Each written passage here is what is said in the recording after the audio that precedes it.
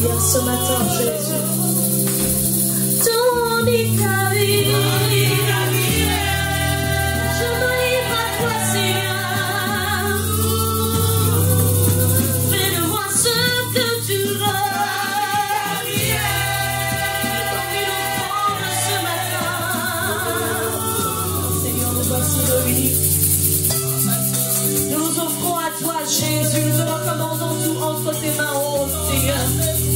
C'est une offrande, Jésus. Nous nous réunissons, Seigneur, pour faire monter vers toi une offrande de bonne odeur, Seigneur. Agrée-nous ce matin. Nous assis en ce lieu, Seigneur, pour te louer, pour te glorifier. Cher Saint-Esprit, sois le seul maître, sois le seul qui va diriger ce culte dans le nom puissant de Jésus. Nous sommes devant toi, Yahweh, pour te louer, te glorifier, Jésus. C'est pourquoi ton peuple ce matin t'offre une offrande d'acclamation. Une offrande d'acclamation. Nous accueillons ta présence dans ce lieu, Yahweh. Nous accueillons ta présence dans ce lieu. Nous accueillons ta présence dans ce lieu, El Shaddai. Nous accueillons ta présence dans ce lieu. Bien-aimés, si vous pouvez vous lever et accueillir la présence du roi des rois, la présence du Dieu très haut, la présence du Dieu puissant, la présence du Dieu puissant. Nous accueillons ta présence dans ce lieu. Ah, que nous nous réjouissons de savoir que tu es là. Que nous nous réjouissons de savoir, Seigneur, que tu es en ce lieu. Que nous nous réjouissons de savoir que tu vas nous faire du bien. Alléluia, alléluia. Nous nous réjouissons, Seigneur, de savoir que tu es là, de savoir que tu vas nous faire du bien, de savoir que tu descends de ton trône ce matin et que tu viens siéger au milieu de notre monde ce matin. Merci Jésus. Merci Seigneur. Bien-aimés, nous acclamons pour le roi des rois. Nous acclamons pour le roi des rois. Nous saluons la présence de notre roi. Alléluia. Est-ce que nous sommes dans la joie ce matin? Alléluia. Nous voulons élever le roi des rois. Celui qui transforme l'eau en vin. Celui qui est capable de tout transformer dans nos vies. C'est celui que nous allons élever ce matin. Alléluia. Bien-aimés, ne sois pas gêné de danser. Ne sois pas gêné de sauter. Ne sois pas gêné de pousser des cris de joie. Parce que notre Dieu est là. S'il a été capable de transformer l'eau en vin, il est capable de transformer ta situation ce matin. Alléluia.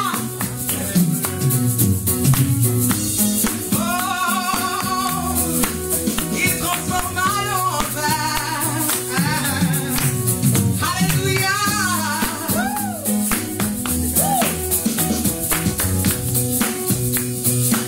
Ensemble on y va.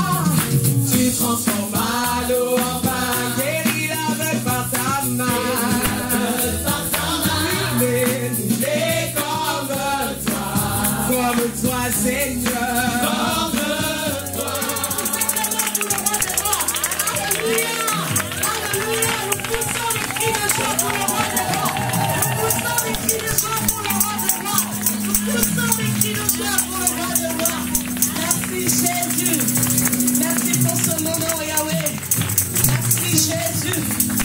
Merci Seigneur. Parce que ton peuple est en ce lieu, Seigneur. À un certain moment, nous devons apprendre à nous oublier. Nous devons apprendre à oublier nos titres. Nous devons apprendre à oublier nos galons. Parce que nous sommes devant le roi des rois. Si David, roi qu'il était, a même oublié qu'il était roi et a dansé pour son Dieu, au point où même sa femme l'a méprisé, au point même de se déshabiller, si David a pu le faire, à combien plus forte raison toi et moi? Alléluia. Est-ce que ton adoration est liée au chant? Est-ce que ton adoration est liée au cantique? Ce matin, je voudrais que tu puisses faire monter du plus profond de toi des paroles d'amour pour ton Seigneur. Du plus profond de toi, que tu puisses faire monter des paroles d'amour pour ton Dieu. Bien-aimé, regarde 5 ans, 6 ans en arrière. Regarde 5 ans, 6 ans en arrière. Regarde même que ça puisse te servir de leçon et que tu puisses faire monter de ton cœur des paroles d'amour pour ton Créateur ce matin. Alléluia. Jésus. Alléluia.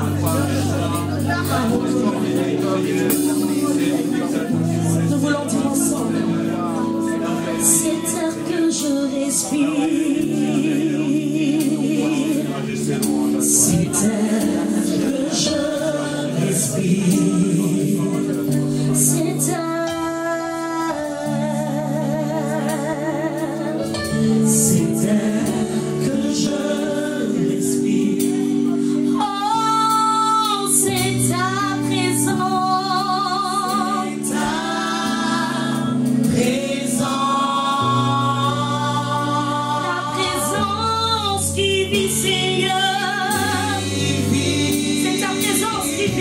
Jésus.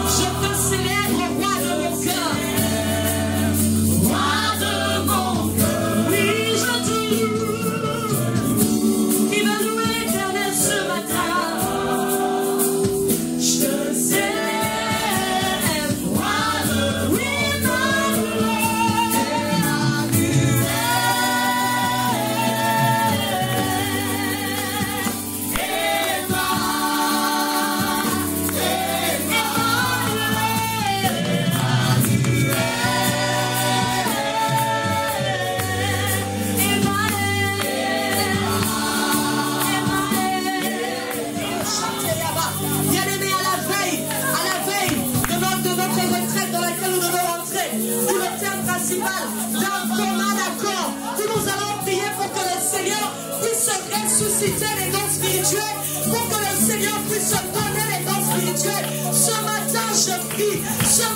je prie que le Seigneur puisse se déverser sur son peuple les dons spirituels, que le Seigneur puisse se déverser Rebo Shateyama, le don de diversité de l'homme, Rebo Sateyama, le don d'interprétation de l'homme, Rebo Shateyama, la prophétie parmi nous, Rebo Shateyama, le don de parole de connaissance, Rebo Sayema, que le Seigneur puisse se déverser. Cher Saint-Esprit, souffle ce matin, souffle ce matin, souffle ce matin, souffle ce matin, souffle ce matin. Rebo Shateyama, Sayama, Rebo Shateyama.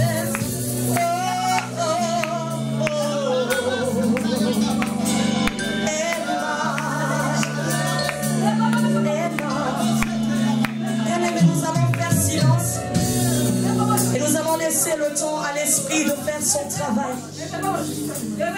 Nous allons laisser le temps à l'esprit de faire son travail. Nous allons laisser le temps à l'esprit de faire son travail. Rebo chate rababo sayama. Rebo chate rebe sayende rebo shayaba baba. Nous voulons, Seigneur, quelque chose de différent. Rebo sete yama mama. Nous voulons la gloire, la Shekinah de Dieu, la Shekinah de Dieu en ce lieu. Seigneur, tu dois susciter, Seigneur, tu dois susciter. Yahweh, la moisson, éternelle, la moisson est grande. Nous avons besoin d'ouvriers. La moisson,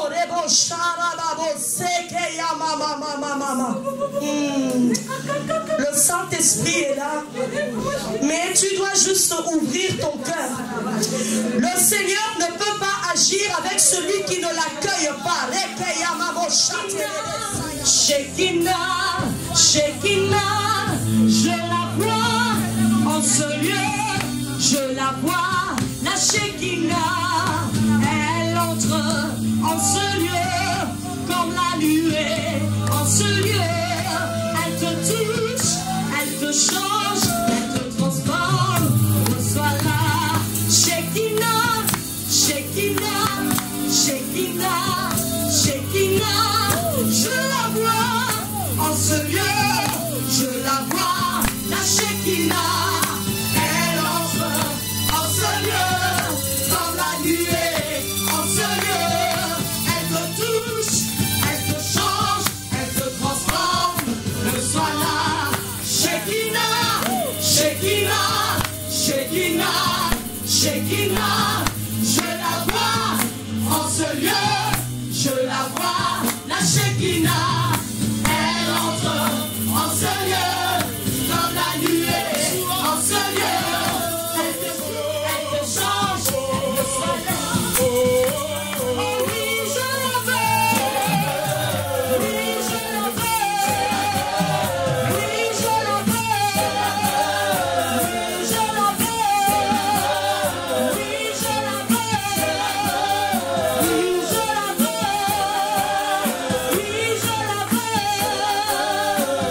je la veux, oui, je la veux, oui, je la veux, oui, je la veux. Shekinah, Shekinah, Shekinah, Shekinah, je la vois en ce lieu, je la vois, la Shekinah, elle entre en ce lieu, comme la nuée, en ce lieu, elle te touche, elle te change, elle te transforme, reçois la Shekinah, Shekinah, Shekinah, Shekinah, je la vois en ce lieu, je la vois, la Shekinah, elle entre en ce lieu, comme la nuée, en ce lieu, elle te touche, elle te change, elle te transforme, reçois la, oui, je la veux, oui, je la veux, oui, je la veux, oui, je la veux, oui, je la veux,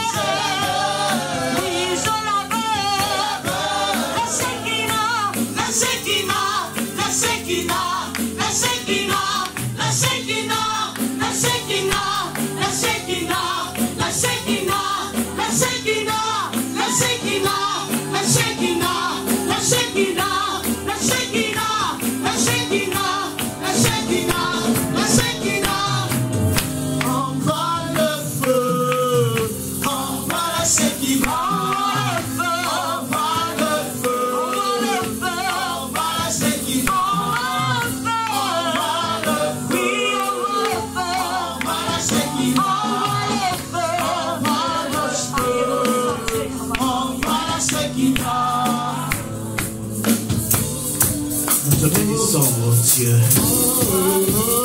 Nous te louons, Seigneur. Alléluia. Alléluia.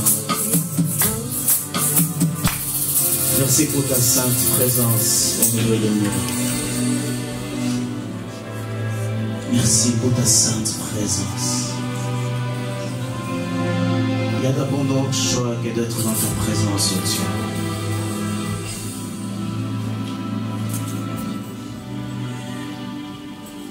Seigneur, nous demanderons une révélation profonde encore de ta personne. Nous voudrions aller loin avec toi.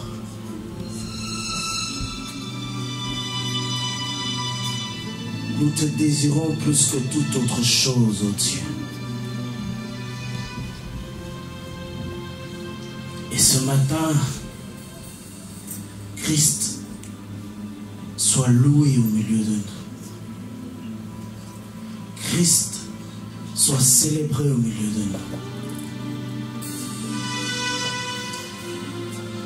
Lorsque tu étais avec les apôtres, tu as dit: qui dites-vous que je suis?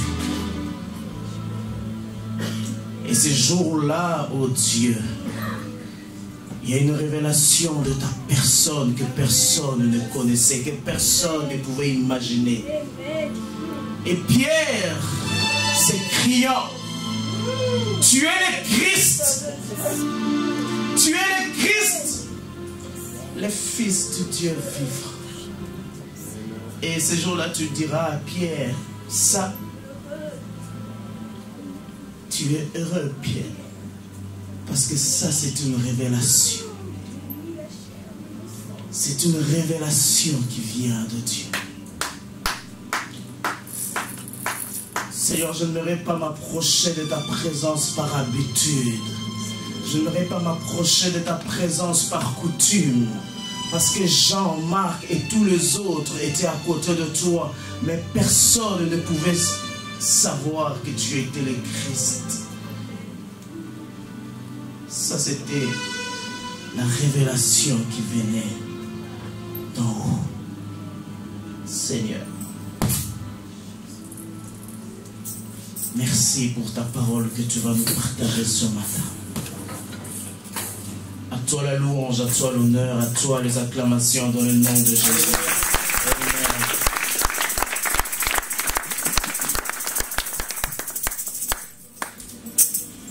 Alléluia. À Dieu ce soit la louange, l'honneur, la majesté ce matin. Amen. Ce matin, j'ai à cœur de nous partager cette pensée des Écritures que l'on retrouve dans plusieurs épîtres de la parole de Dieu. Lorsque vous lisez la parole de Dieu, les écrits de Paul, vous allez remarquer que Paul fait mention d'une parole profonde, d'une révélation qu'il a reçue de la part de Dieu.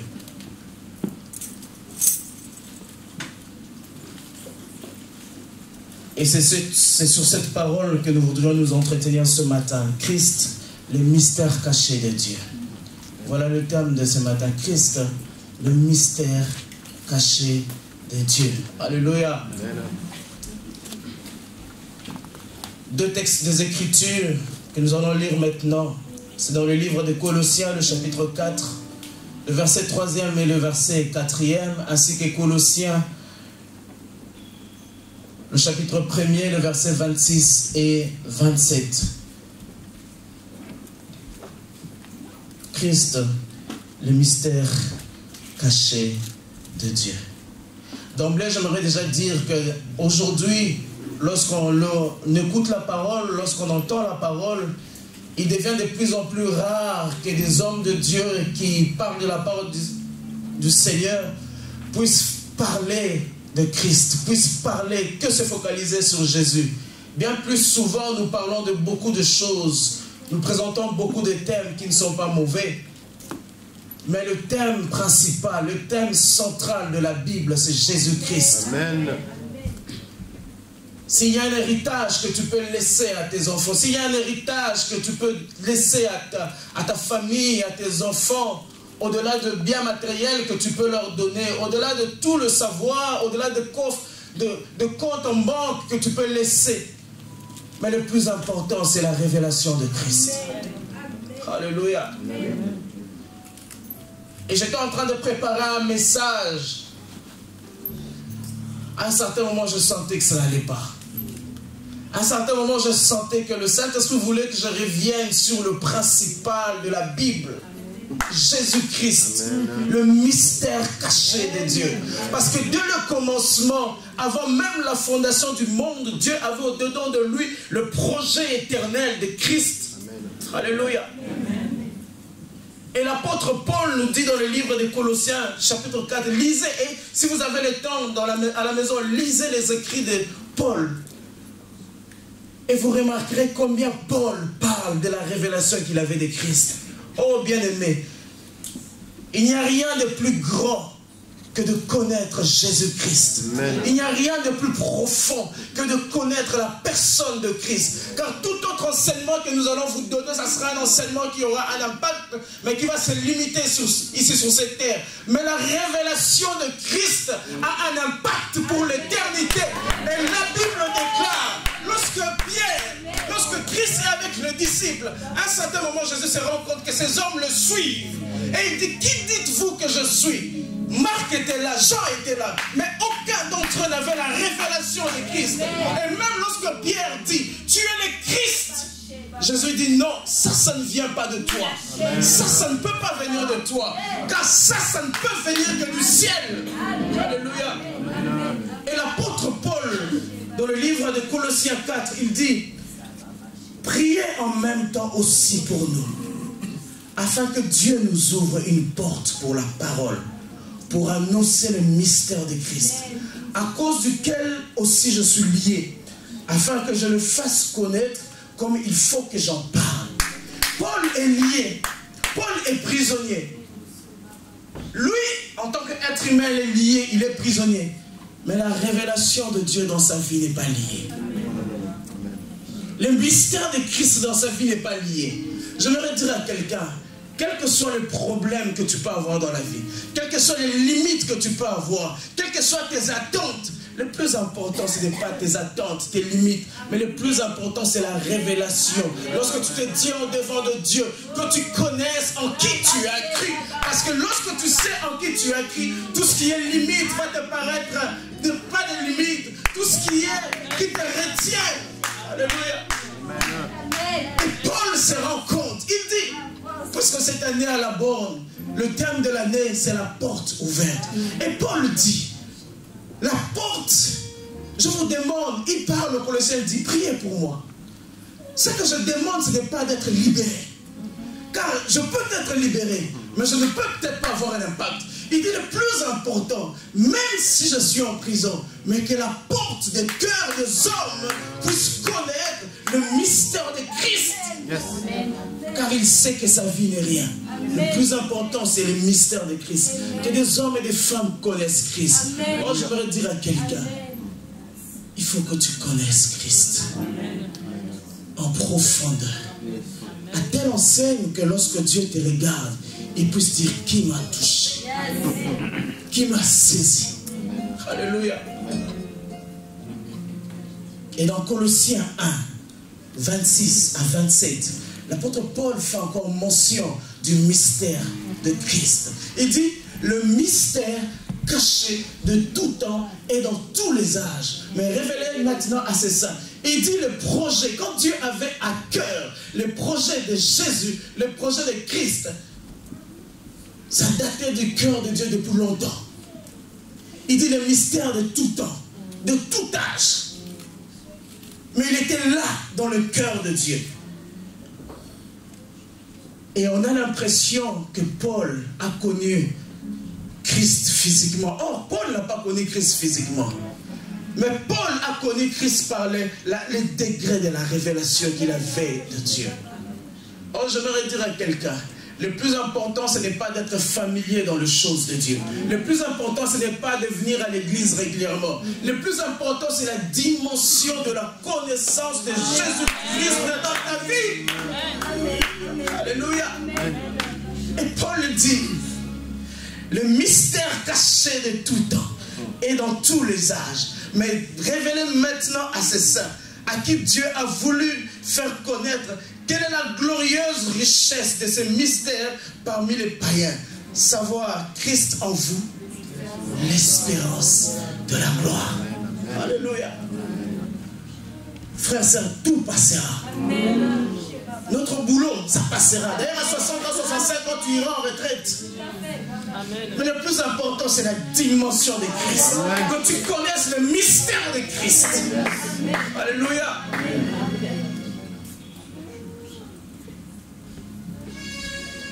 Paul a connu le Seigneur plus que tous les autres disciples.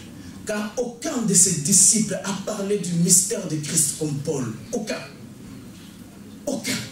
Et lorsque vous lisez Paul, à un certain moment, il dit, même ce mystère, c'est comme si Dieu m'a fait grâce que je connais ce mystère en partie. Parce que le mystère de Christ est tellement profond. Tellement profond. Tellement profond. Bien-aimé, le mystère de Christ, tellement profond. Tellement profond. Et comme je l'ai dit tout à l'heure, dans ces passages, dans Colossiens 4, Paul fait une demande.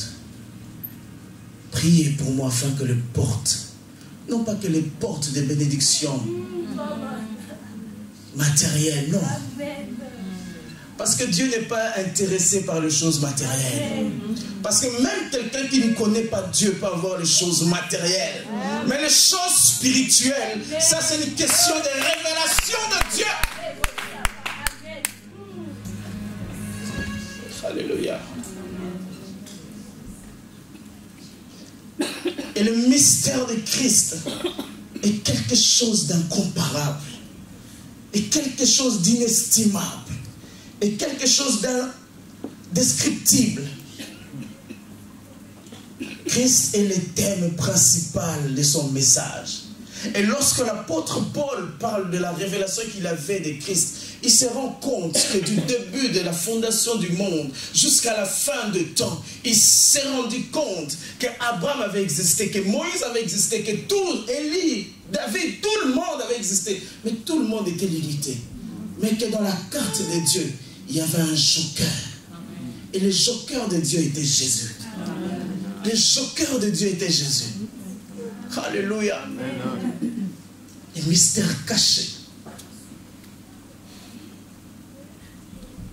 Alléluia. Pourquoi avons-nous peu de puissance aujourd'hui? Pourquoi? Lorsque vous lisez les actes des apôtres, lorsqu'on lit les évangiles, lorsqu'on lit les épîtres, lorsqu'on compare l'église d'aujourd'hui, pourquoi y a-t-il peu de puissance? Pourquoi y a-t-il peu de miracles? Parce que il y a un manque de profondeur dans la connaissance de Christ. Il y a un manque de profondeur dans la connaissance de Christ et de son œuvre. Nous voulons le Dieu de la bénédiction, mais nous ne connaissons pas le Dieu de la révélation. Nous voulons le Dieu qui donne, nous ne connaissons pas le Dieu qui est mystère. Or, la Bible nous enseigne que Dieu, depuis l'éternité, avait établi un plan, que Dieu avait des projets bien définis, mais qu'il a cachés. Et seuls ceux qui ont soif de Dieu peuvent connaître le mystère caché de Dieu. Qu'est-ce donc le mot mystère qui apparaît dans le Nouveau Testament? Le mot mystère peut être défini comme toutes les choses que Dieu a cachées à l'esprit humain. Toutes les choses que Dieu a cachées à l'esprit humain. C'est ça le mot mystère.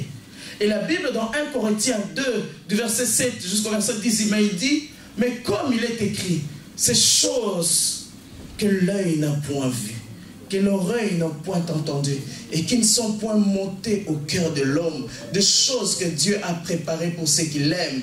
Dieu nous l'a révélé par l'Esprit, car l'Esprit sonde tout, même les profondeurs de Dieu. Alléluia.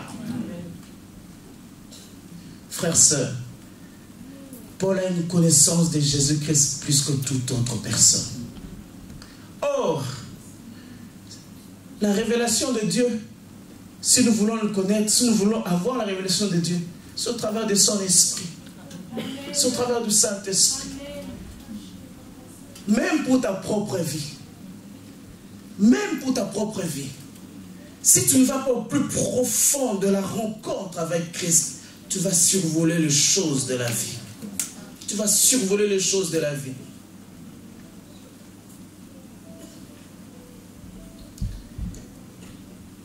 Il y a un homme de Dieu, un pasteur, qui est décédé il y a quelques années, qui était en Amérique.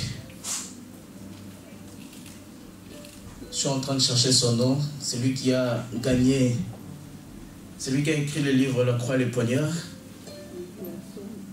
David Wilkerson. David Wilkerson, il enseigne la parole, il dit, quand les attentats du 11 septembre voulaient arriver aux États-Unis, il a senti dans son église un appel à la prière différemment. Il disait, le Saint-Esprit commençait à le conduire différemment. Il disait, quelque chose se prépare dans ces pays. Quelque chose se prépare dans ces pays. Mais lorsque David Wilkerson rend le témoignage, il dit, on était là en train de prier. On ne savait pas réellement qu'est-ce qui arrivait. Mais le Saint-Esprit nous disait, mettez-vous en prière, quelque chose se prépare. Ils avaient reçu un esprit de révélation.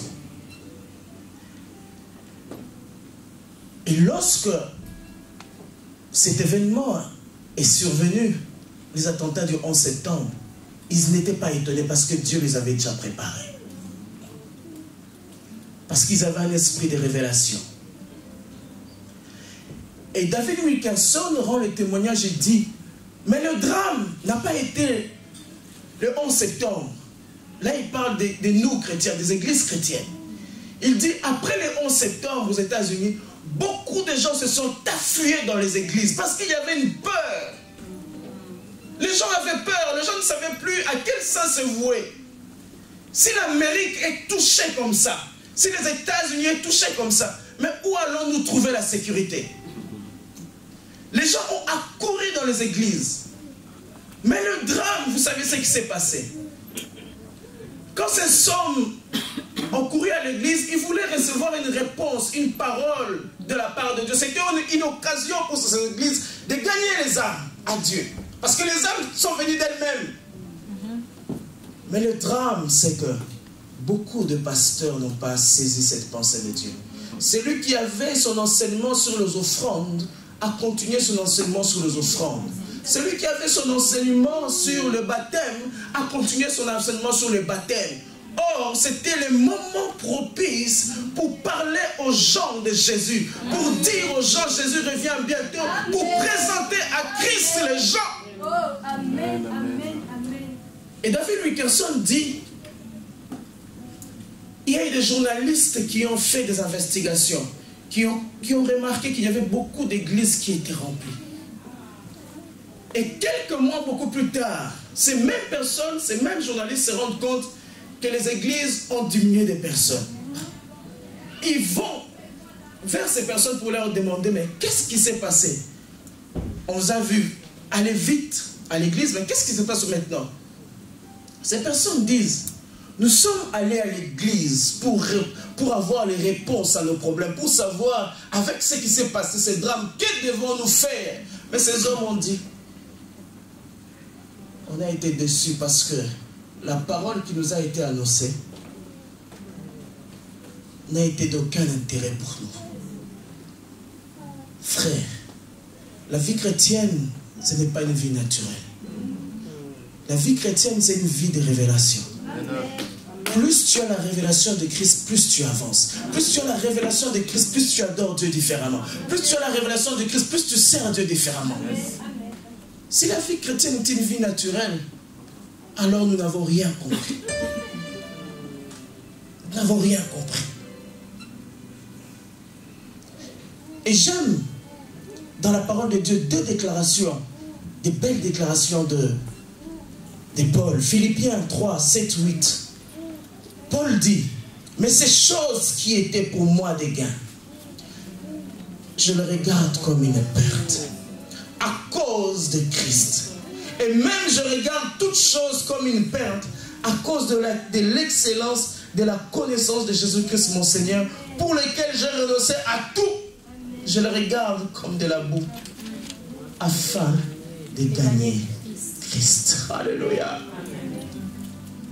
Paul dit, toutes les choses qui étaient pour moi comme des gains, tout, à cause de la connaissance de Christ, je le regarde comme de la boue. Frère, sœur, qu'as-tu reçu que tu vas emporter? Rien. Des millions, tu vas les laisser ici. Des maisons, tu vas les laisser ici. Des véhicules, tu vas les laisser ici. Et Paul dit, plus je connais Christ, plus je me rends compte que tout est de la boue, tout est rien, tout est vanité. Car rien sur la terre, tout est vanité. Et rien n'est vanité. Et même ton travail, tu ne peux pas aimer ton travail plus que Dieu. Non. Si tu aimes ton travail, si tu aimes tes occupations, et même si tu aimes tes enfants, tu aimes ta famille plus que Dieu, Christ disait que tu n'es pas digne de moi. Alléluia. Et l'autre déclaration de Paul dans Colossiens 2, 3. Paul avait compris quelque chose de plus grand, les mystères de Christ. Paul dit, Colossiens 2, 3, mystères dans lesquels sont cachés les trésors de la sagesse et de la science. Même la science est cachée dans les mystères de Christ. Amen. La sagesse est cachée dans les mystères. Plus tu connais Dieu, plus tu deviens sage. Plus tu connais Dieu, plus tu deviens intelligent. Amen. Frères, sœurs, je n'ai pas un autre évangile. Parce que lorsque je lis les épîtres de Paul, Paul ne parle que du mystère de Christ. Tous les autres thèmes, c'est des thèmes qui se lient quelque part. Mais le thème principal, le thème qu'il avait reçu, le thème de la révélation, c'était Jésus-Christ mort et ressuscité. Amen. On peut vous parler de mariage, on fait bien. Mais même les mariages va passer. Les enfants que Dieu te donne, à un certain moment, ils vont partir. Mais les mystères cachés de Dieu, Christ.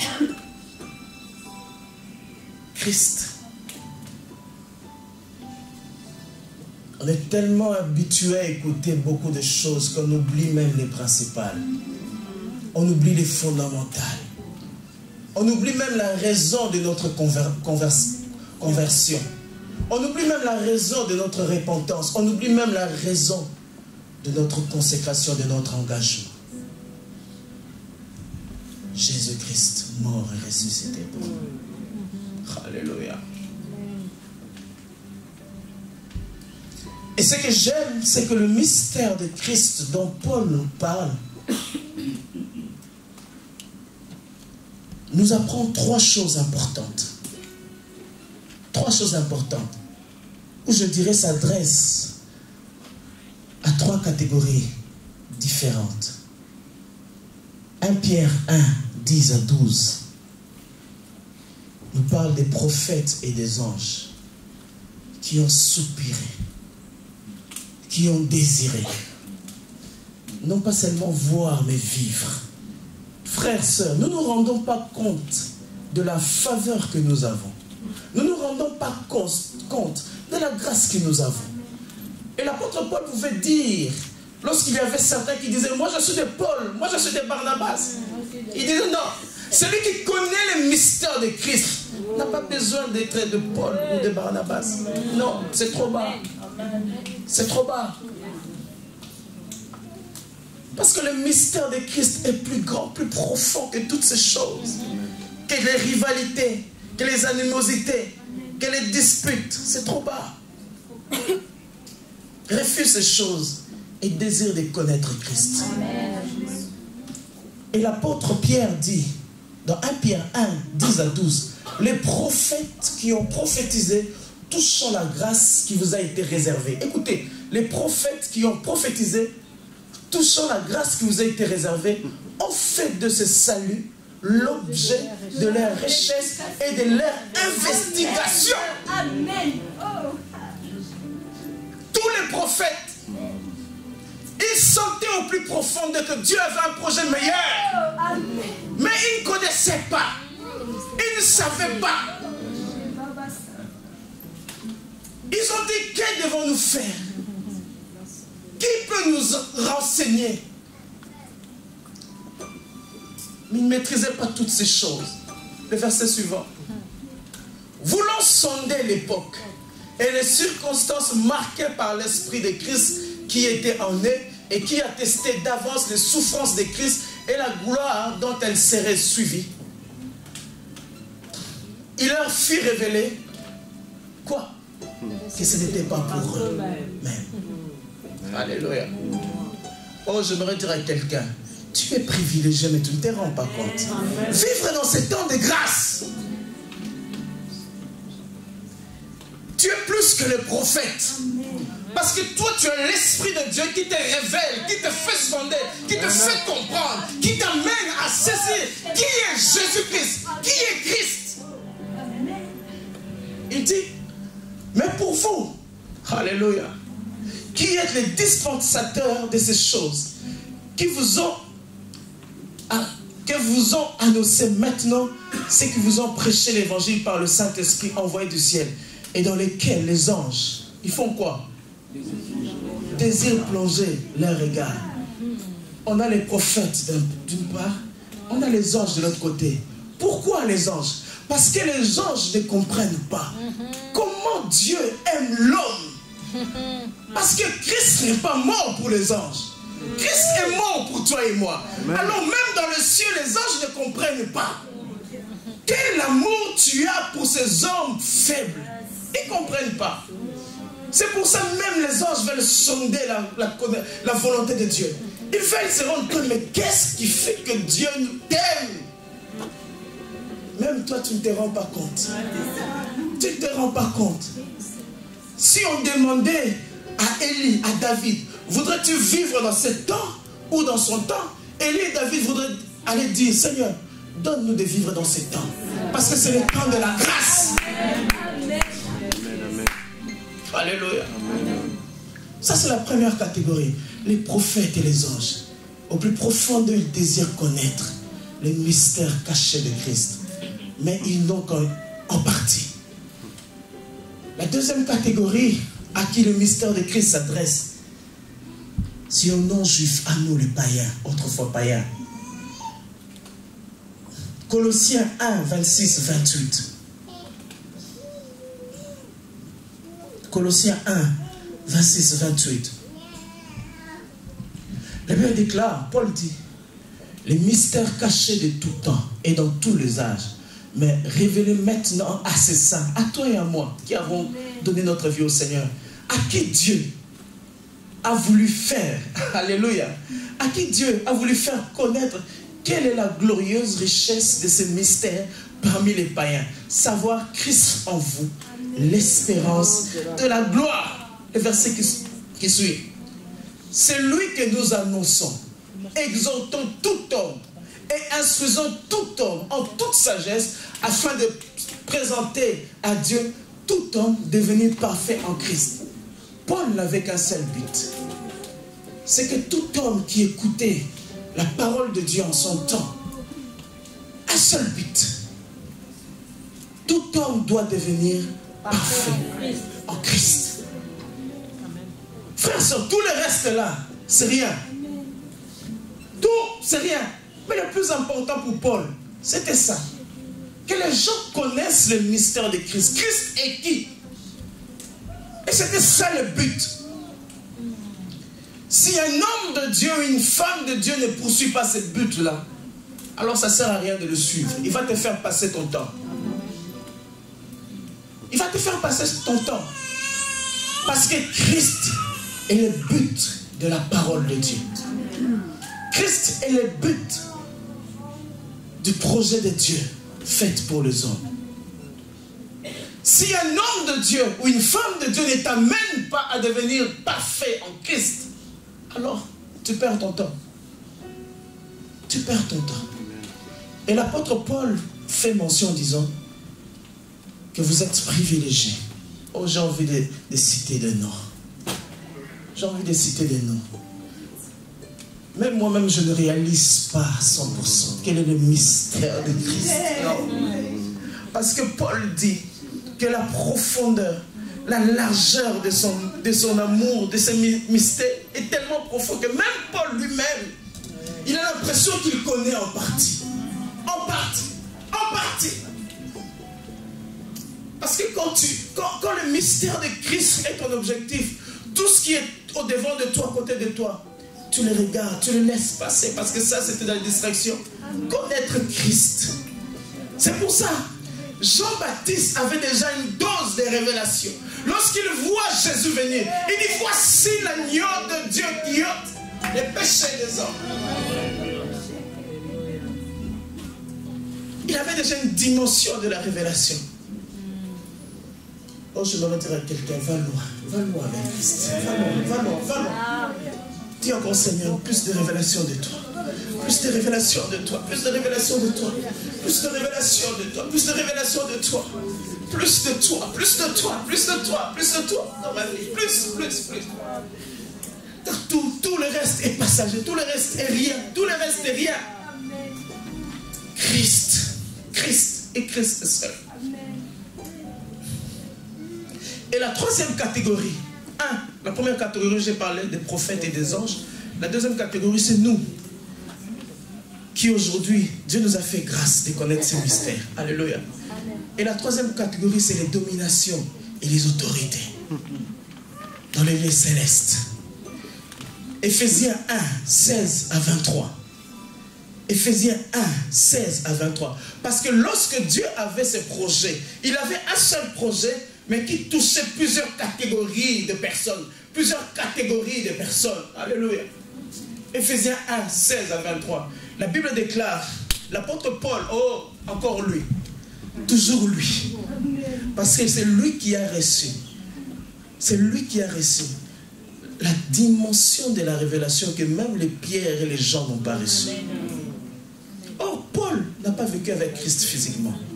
Je dis à quelqu'un, ce n'est pas un problème d'être familier avec un homme de Dieu. Non! C'est une question de soif et de dimension de révélation. Amen. Et l'apôtre Paul dit ceci. Il dit, je ne cesse de rendre grâce à Dieu pour vous, faisant mention de vous dans mes prières. Afin que le Dieu de notre Seigneur Jésus-Christ, le Père de gloire, vous donne un esprit de sagesse et de révélation dans sa connaissance. Et qu'il illumine les yeux de votre cœur pour que vous sachiez quelle est l'espérance qui s'attache à son appel. Alléluia. Quelle est la richesse de la gloire de son héritage qu'il réserve aux saints. Et quelle est envers nous qui croyons l'infinie grandeur de sa puissance, se manifestant avec efficacité par la vertu de sa force. Ah, ça j'aime. Sa puissance, sa force. Qu'est-ce qu'il fait? C'est là. Il a déployé en Christ, en les ressuscitant de mort et en les faisant asseoir à sa droite dans le lieu céleste. Paul veut dire, Dieu était tellement puissant qu'il a été capable de ramener Christ à la mort. Et puisque Christ a été ramené à la mort, au mort, où est ton aiguillon? Au mort, où est ta victoire? C'est pour ça que l'apôtre Paul dit que la mort est un gain pour moi. Je n'ai plus peur de la mort. Si Dieu fait que je parte, je partirai. Mais je n'ai plus peur de la mort. Car Dieu a été capable même de ramener de la mort à la vie Christ. Or, si Dieu l'a fait, ça veut dire que même pour toi, même pour moi, vivant ou mort dans le Seigneur, Dieu sera capable de te ramener à la vie éternelle. Yes. Et l'apôtre Paul dit, non pas seulement qu'il a ramené Christ à la vie, mais il a fait asseoir. Jésus disait, je m'en vais vous préparer une place. Lorsque l'enlèvement viendra, nous savons que nous avons une place. Nous savons que Dieu est capable de nous amener, de nous faire asseoir. S'il l'a fait avec Christ, il le fera avec nous. Alléluia. Et le verset qui suit. Et là, il dit, Christ, ce mystère, il est au-dessus de toute domination, de toute autorité, de toute puissance, de toute dignité et de tout nom qui peut se nommer, non seulement dans le siècle présent, non seulement dans le siècle présent, non seulement dans le siècle présent, même dans le siècle à venir. Amen. Ici, il dit toute autorité dans le lieu céleste. Dans le lieu céleste, il y a deux types d'autorités. Les autorités qui sont soumises à Dieu. Et les autorités, ces anges qui ne sont plus soumis à Dieu. Mais tous, et ceux qui sont soumis à Dieu, et ceux qui ne sont pas soumis à Dieu, ils sont sous les pieds de Jésus. Amen. Ils sont sous les pieds de Jésus. Et lorsque la Bible déclare, et de tout nom qui peut se nommer, toute maladie qui peut porter un nom, face au mystère de Christ, il est par terre. Amen. Amen. Toute situation qui peut porter un nom, face au mystère de Christ, il est par terre. Tout problème, tout manque qui peut porter un nom, que tu peux lui donner un nom, il est par terre. Parce que Dieu a mis par terre toute autorité et toute domination, toute chose qui peut porter un nom. Face au mystère de Christ, il est mis par terre. Quelle que soit la situation de ta vie qui peut porter un nom, lorsque tu le mets face à Christ, face au mystère de Christ, soumis, impossible qu'il ne soit pas soumis. C'est comme ça lorsque le démon a vu Christ, ils ont dit, qu'y a-t-il entre toi et nous? Parce que même les démons savaient que celui-là était le Messie. Mais lorsque Dieu avait le plan du Messie, le diable ne savait pas, alors qu'il était Lucifer. Le diable ignorait le projet de Dieu. Le diable ignorait. Avant même que le diable existe, Christ était dans le cœur de Dieu. Avant même la fondation du monde, Christ était le projet de Dieu. Avant même que toi et moi puissions exister, Christ était dans le cœur de Dieu. Le projet, le joker de Dieu. Il a tout mis sous ses pieds. Et il a donné pour chef suprême à l'Église. L'Église a son existence à cause de Christ. À cause de Christ. Alléluia.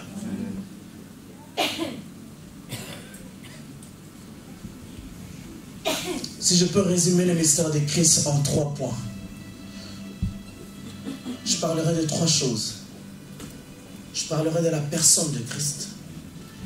Je parlerai de l'œuvre de Christ. Et je parlerai de Christ en moi. 1. De sa personne. 2. Le mystère de Christ, son œuvre, ce que Christ a fait pour nous. Et 3, comme l'apôtre Paul dit, ce Christ-là, il vit en nous. Christ en vous. L'espérance de la gloire. L'apôtre disait, quand il dit ça, il dit, nous n'avons pas encore vu cette gloire. Mais puisqu'il est au-dedans de nous, nous avons de l'assurance. Nous avons comme un gage. Christ en nous. L'espérance de la gloire. Puisqu'il est en nous, nous finirons par voir la gloire de Dieu. Puisqu'il est au-dedans de nous. Ces jours-là, nous allons nous tenir comme les 4 êtres vivants et les 24 veillards qui se prosternent dans la majesté, dans la félicité, dans la gloire de Dieu.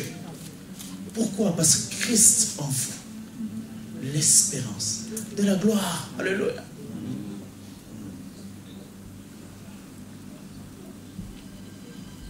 La personne de Christ. Frères et sœurs, l'apôtre Paul dans 2 Corinthiens 1:20 dit ceci. Car pour ce qui concerne toutes les promesses de Dieu, c'est en lui que le oui C'est pourquoi encore l'amen par lui est prononcé pour nous à la gloire de Dieu. Alléluia.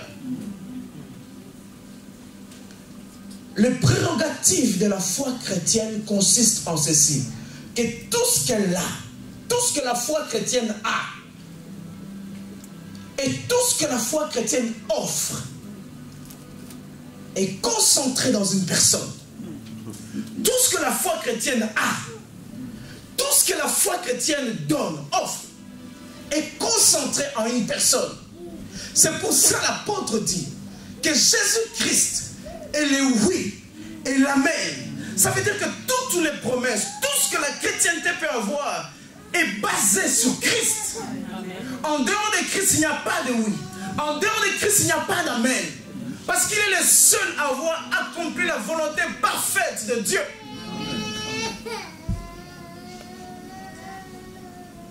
Bien-aimé, Christ, ce qu'il a fait est grand. Et la Bible déclare dans le livre d'Ésaïe, Dieu disait, qui enverrai-je? Qui ira pour moi?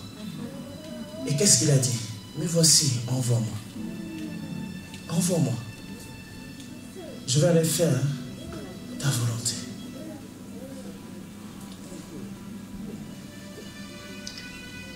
Et l'œuvre,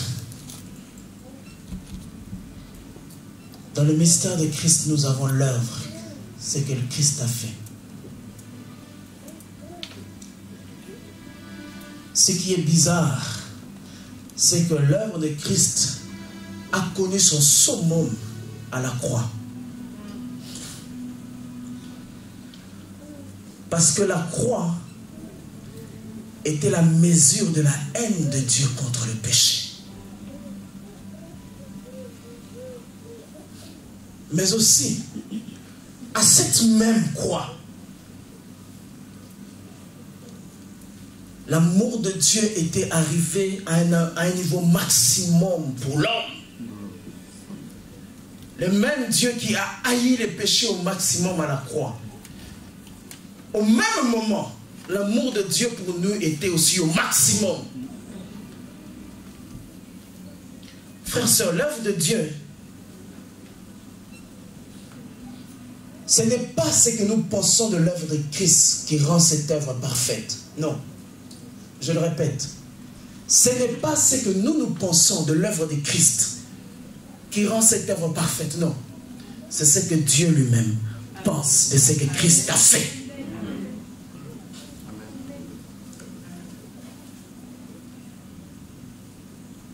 Vous allez vous rappeler, quand Dieu parlait aux Égyptiens, aux Israélites en Égypte, il disait ceci: non pas lorsque vous verrez les sangs, je passerai dessus vous, mais quand moi, Dieu, je verrai les sangs. L'œuvre de Christ n'est pas parfaite parce que toi tu penses qu'elle est parfaite. Non. Non. L'œuvre de Christ est parfaite parce que Dieu a accepté ça. Dieu a dit ça c'est parfait. Et puisque Dieu a reconnu que ce que Christ a fait parfait, c'est pour ça que nous en bénéficions. Amen. Ce n'est pas parce que toi tu penses que l'œuvre de Dieu est parfaite qu'elle est parfaite. Non. Parce que la mesure de Dieu n'est pas notre mesure. Amen. Non. Amen. D'ailleurs, quand Christ est à la croix, alléluia, quand il dit Père, je remets mon esprit, quand il dit tout est accompli, quand même il crie là, Eli Eli lama sabachthani, Père, pourquoi m'as-tu abandonné? C'était là, en ce moment-là, que tout ce qu'il avait accompli pour que toi et moi soient sauvés, Dieu a accepté le sacrifice de Christ là. Et la Bible enseigne dans le livre de Psaume, porte, quand Christ est mort, qu'est-ce qui s'est passé? Porte, élevez vos lettres, afin que le roi de gloire fasse son entrée. Et quand il vient dans la présence de Dieu, il apporte quoi? Il dit, mais voici, comme sacrifice. Et là dans le ciel, Dieu dit, maintenant, l'œuvre que tu as faite, ta vie a un sens pour moi. Là, l'œuvre de Dieu n'est pas parfaite parce que toi et moi pensons que c'est parfait. Non. D'ailleurs, toi et moi n'a même pas existé quand cela s'est passé. L'œuvre de Dieu est parfaite parce que Dieu a reconnu que ce que Christ avait fait était parfait. Amen. Alléluia. Amen. Et nous ne sommes que bénéficiaires de ces choses, de la grâce de Dieu, de la miséricorde de Dieu, de la faveur de Dieu. Et j'aimerais terminer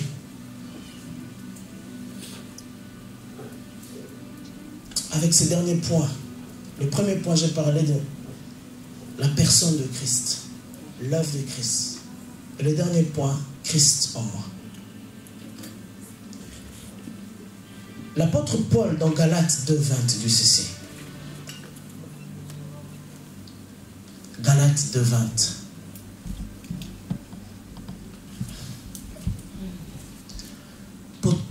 Paul dit ceci. J'ai été crucifié avec Christ. Je vis. Ce n'est plus moi qui vis. C'est Christ qui vit en moi. Si je vis maintenant dans la chair, je vis dans la foi au Fils de Dieu qui m'a aimé et qui s'est livré lui-même pour moi. Alléluia. Alléluia. Ce n'est plus moi qui vis. C'est Christ qui vit en moi.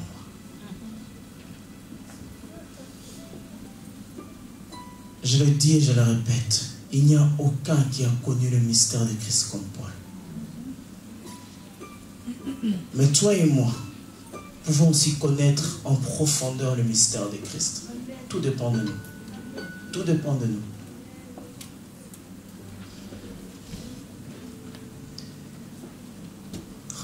Nous sommes en Christ devant Dieu. Lorsque nous nous présentons devant Dieu, même dans la prière, Dieu nous regarde au travers de Christ.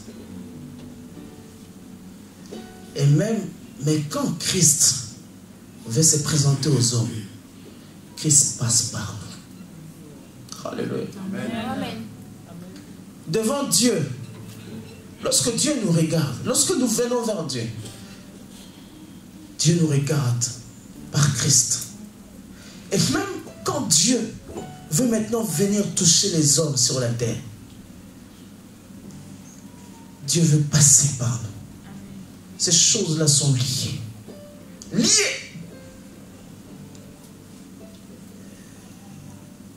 Et Paul veut dire, si Christ, ce n'est plus moi qui vis, c'est Christ qui vit en moi.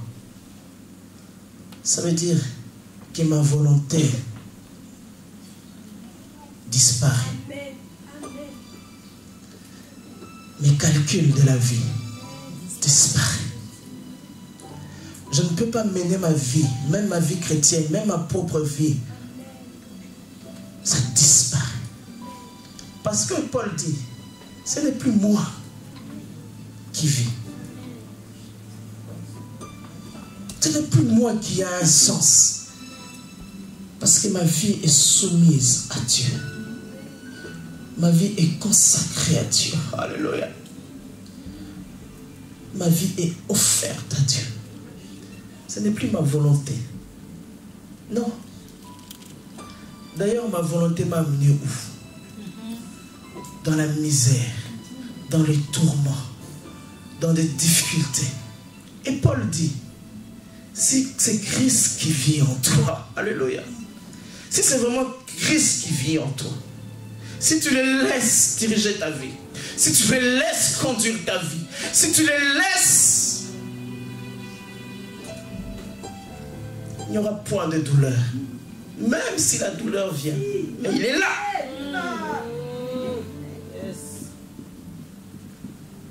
Il est là. Y a-t-il quelqu'un qui veut dire, je veux soumettre ma vie à Christ? Y a-t-il quelqu'un qui veut dire, ce matin, ce n'est plus moi qui vis? Je ne voudrais pas que ce soit seulement un slogan. Non. Non. Ce n'est plus moi qui vis. C'est Christ qui vit en moi. Alléluia. Alléluia. Alléluia. Alléluia. Alléluia. Alléluia. Ce n'est plus moi qui vis.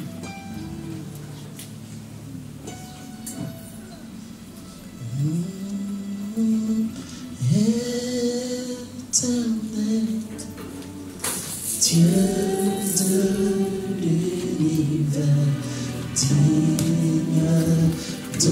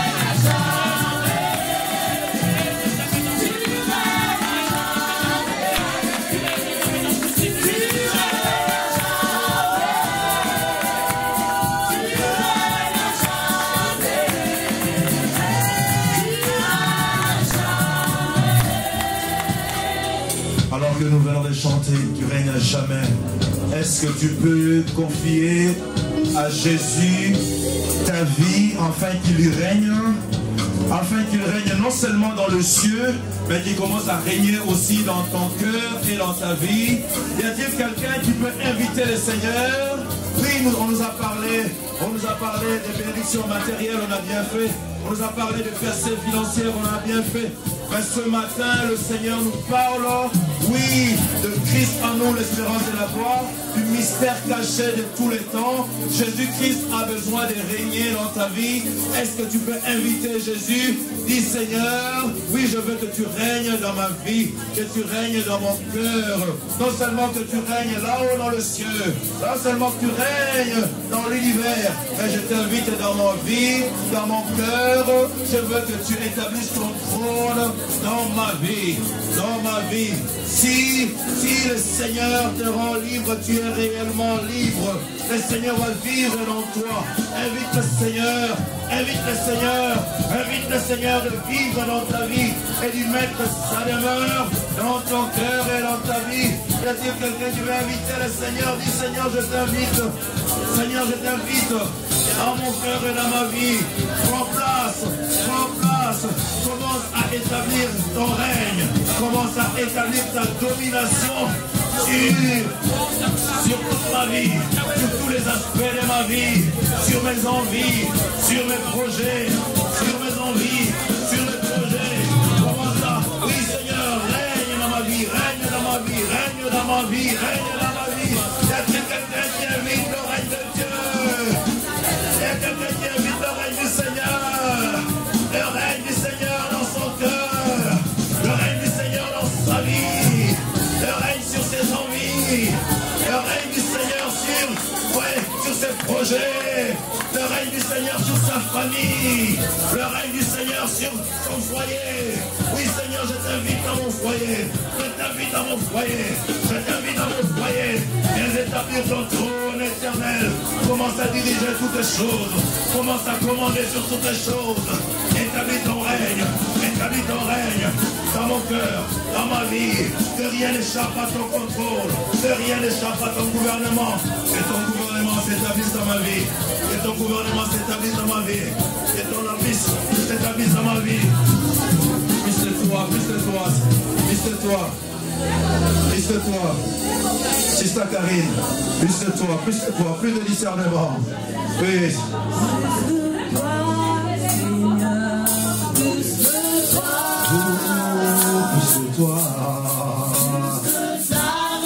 Plus de ressemblance. Oh, plus de toi. Plus de moi. Oh, de ta volonté. Seigneur, plus de toi.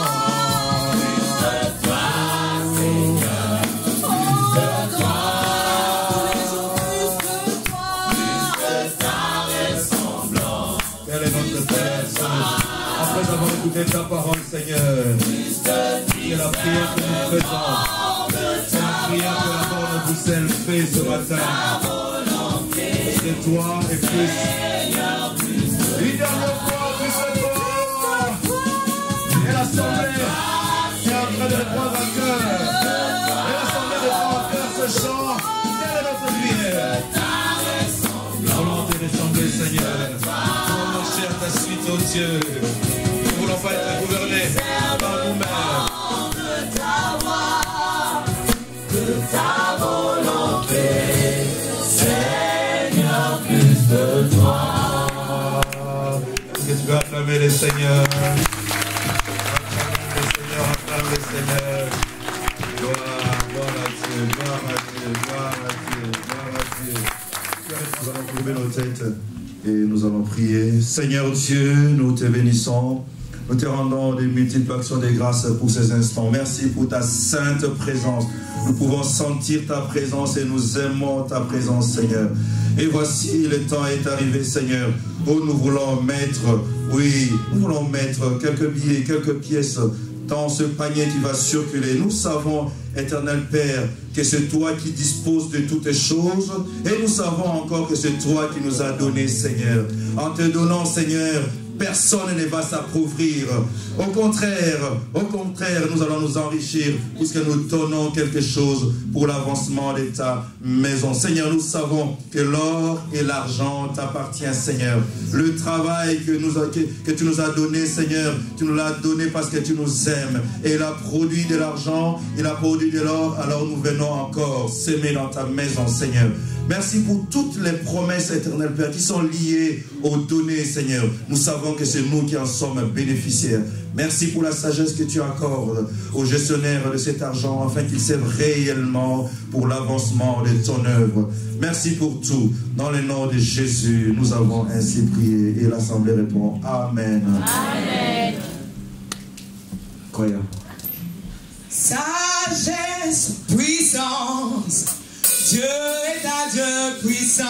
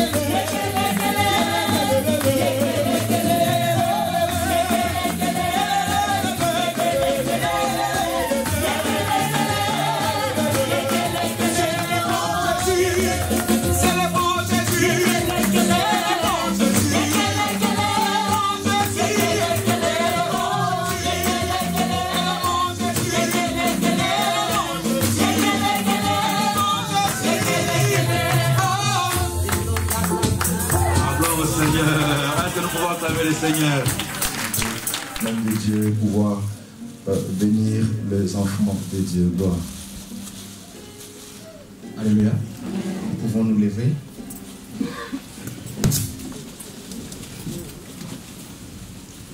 Seigneur, merci pour ces cultes. Merci pour cette matinée que tu nous as donnée, qui nous a fait du bien. Tu nous as dit, Seigneur, que de la mesure avec laquelle nous pouvons nous consacrer à toi, c'est comme cela que toi tu peux te révéler à nous. Merci parce que tu nous as encore parlé dans le message que toi Jésus, tu es le centre de notre vie. Merci pour ces deux messages que nous avons reçus ce matin qui concordent. Cela prouve que tu es avec nous, tu étais avec nous.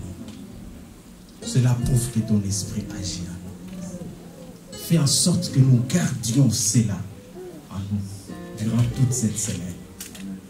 Fais aussi en sorte que demain, lorsque nous venons dans ces lieux, que ce message bouille encore à nous pour que d'un commun accord, Seigneur, nous puissions élever nos voix vers toi. Parce que nous savons que si nous le faisons, toi tu descendras, Seigneur, pour nous bénir. Laisse que ta semaine soit bénie. Laisse que Dieu se souvienne de toi pour ces 2 heures que tu as passées dans sa présence et qu'il accomplisse ce qu'il a prévu pour toi. Ce que dans sa conscience, dans sa souveraineté, il a réservé pour toi. Parce que rien ne pourra te les ravir. Au nom de Jésus. Allons dans la vie du Seigneur. Amen. Amen. Bon dimanche tout le monde. Ne pars pas sans avoir salué quelqu'un. Ne pars pas sans avoir salué quelqu'un, s'il te plaît.